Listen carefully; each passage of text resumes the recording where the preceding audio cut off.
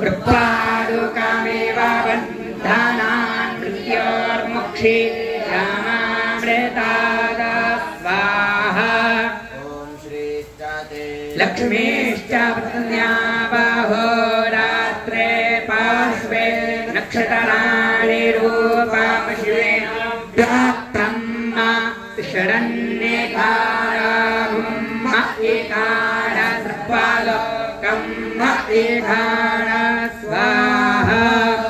ॐ हिरण्यवर्णां हरिणीं सुवर्णरजतस्रजां चन्द्रां हिरण्मयीं लक्ष्मीं जातवेदो महावः स्वाहा ताम आवह जातवेदो लक्ष्मीमनपगामिनीं यस्यां हिरण्यं विन्देयङ्गामस्वं पुरुष स्वाहा अश्वपूर्वां रथमध्यां हस्तिनादप्रमोदिनीं श्रियं देवीमुपह्वये श्रीर्मा देवी जुषतां स्वाहा कांसोऽस्मितां हिरण्यप्राकारा मात्राञ्ज्वलन्तीं तृप्तां तर्पयन्तीं पद्मे स्थितां पद्मवर्णां तामिहोपह्वये श्रियं स्वाहा चन्द्रां प्रभासां यशसा ज्वलन्तीं श्रियं लोके देवदुष्टामुदारां तां पद्मिनीमीं शरदं प्रपद्ये अलक्ष्मीर्मे नश्यतां त्वां मृडे स्वाहा आदित्यवर्णे तपसोऽधिजातो वनस्पतिस्तव वृक्षोऽथ बिल्वः तस्य फलानि तपसानुदन्तो मायान्तरायाश्च बाह्या लक्ष्मीः स्वाहा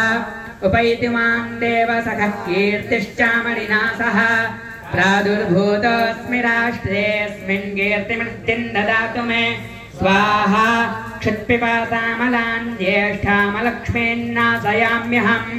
अभूतिमसमृद्धिं च सर्वान् निर्णुद मे गृहात् स्वाहा गन्धद्वारां दुराधुषान् नित्यपुष्टाङ्गरीषिणीम् ईश्वरीं सर्वभूतानां तामिहोपह्वये श्रियं स्वाहा मनसः काममाकूतिं वाचः सत्यमसीमहि पशूनां रूपमन्नस्यामहि श्रेष्ठयतां यशः स्वाहा कर्दमेन प्रजा भूतामयि सम्भव कर्दमा श्रियं नाशय मे कुले मातरं पद्ममालिनीं स्वाहा आपस्त्रयन्तु स्निग्धानि चिक्लीतव समे गृहे निजदेवीं मातरं श्रियं वासय मे कुले स्वाहा आर्द्रां पुष्करिणीं पुष्टिं पिङ्गलां पद्ममालिनीं चन्द्रां हिरण्मयीं लक्ष्मीं जातवेदो महावः स्वाहा आर्द्रां यः करिणीं यष्टिं सुवर्णां हेममालिनीं सूर्यां हिरण्मयीं लक्ष्मीं जातवेदो महावः स्वाहा ताम आवह जातवेदो लक्ष्मीमनपगामिनीं यस्यां हिरण्यं प्रभूतं गावो दास्योश्वान् विन्देयं पुरुषानहं स्वाहा यशुचिः प्रयतो भूत्वा जुहुयादाद्यमन्वहम्